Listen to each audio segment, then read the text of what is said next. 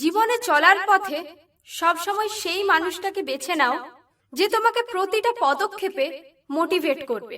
কে কতটা দেখতে সুন্দর, কে কতটা স্মার্ট, কার কতটা ড্রেসিং সেন্স, এই ব্যাপারগুলো শুধুমাত্র সোশ্যাল মিডিয়ার মধ্যেই সীমাবদ্ধ থাকে। আর আমাদের জীবনটা রিলস বা প্রোফাইল পিকচারের মতো পারফেক্ট হয় না।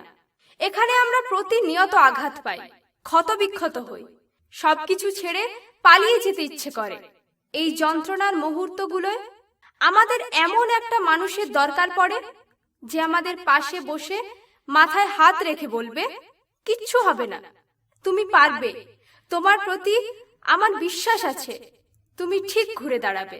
ব্যাস এটুকুই তো।